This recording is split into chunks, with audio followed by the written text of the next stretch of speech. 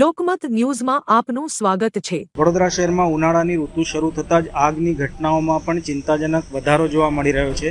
પરમ દિવસે સુભાનપુરા વિસ્તાર, ગઈકાલે માજલપુર વિસ્તાર બાદ આજે ગોત્રી વિસ્તારમાં આગનો બનાવ સામે આવ્યો છે, જેને લઈને ચકચાર મચી છે। વડોદરાના ગોત્રી રોડ ઉપર આવેલ ઇસ્કોન હાઇટ્સ આરટીઆ 2 કોમ્પ્લેક્સમાં અચાનક આગ લાગતા અફરાતફરીનો માહોલ સર્જાયો હતો। આગ એટલી ભયાનક હતી કે બિલ્ડિંગની બારીઓના કાચ પણ તૂટી જતા આસપાસના રહેવાસીઓમાં ભયનો માહોલ ફેલાયો હતો। ઘટનાની જાણ થતાં જ ફાયર બ્રિગેડની ટીમ તાત્કાલિક ઘટના સ્થળે દોડી આવી હતી અને આગને કાબૂમાં લેવા માટે પ્રયાસો હાથ ધર્યા હતા। ફાયર જવાનો દ્વારા સતત પાણીનો મારો ચલાવી આગને કાબૂમાં લેવાના પ્રયાસો કરવામાં આવી રહ્યા હતા। આ દરમિયાન પોલીસ પણ ઘટના સ્થળે આવી પહોંચી હતી તથા સમગ્ર પરિસ્થિતિને નિયંત્રણમાં રાખવા જરૂરી વ્યવસ્થા ગોઠવી હતી। આગની ઘટનાઓના સતત વધતા બનાવોને લઈને નાગરિકોમાં ચિંતા વ્યાપી ગઈ છે। ખાસ કરીને ઉનાળાની ગરમીમાં આવા બનાવો વધવાની શક્યતા વધુ રહેતી હોય છે।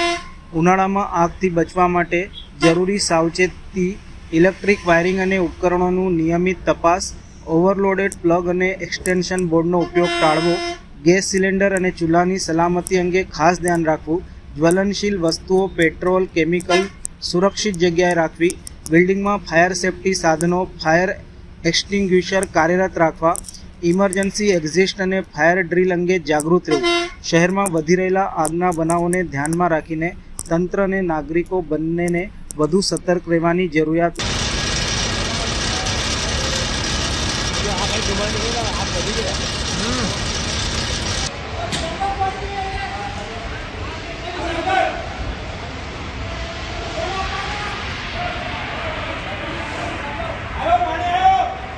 મળી છે કે એસી સ્પ્લિટ હતું અને ગરમીના લીધે એસીનો બ્લાસ્ટમાં છે। આપણે નીચેના ગ્રાઉન્ડ પર હતા, નીચેથી ઉપર સુધી બધી 40 જેટલી ઓફિસો છે, બધાને ખાલી કરાવી હતી।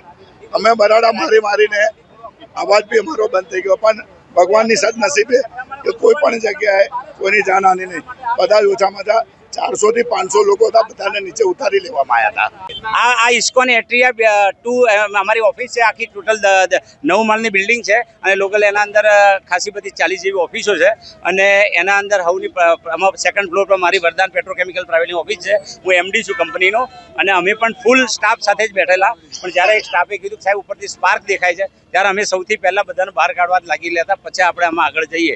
એવામાં રાજેશભાઈએ સારો કોન્ટેક્ટ કરીને આ ફાયર બ્રિગેડની બધી વ્યવસ્થા કરી તો બિલ્ડિંગની હોનારત જાનહાનિ સદનસીબે બચી ગઈ। એ આપણા માટે સારું। આગનું કારણ 6થા માળ પર કોઈ જોવા નથી ગયું।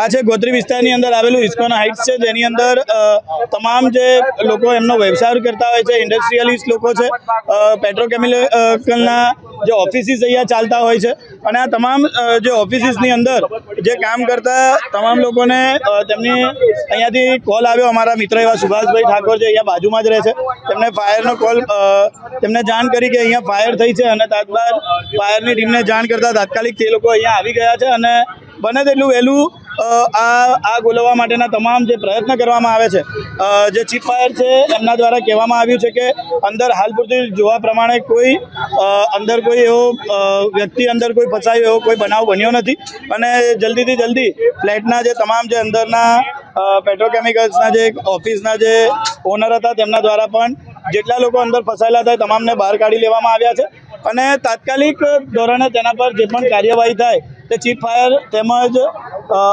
વડોદરા પોલીસ દ્વારા તેમને બચાવ કેન્દ્ર પણ ચાલુ કરવામાં આવ્યું।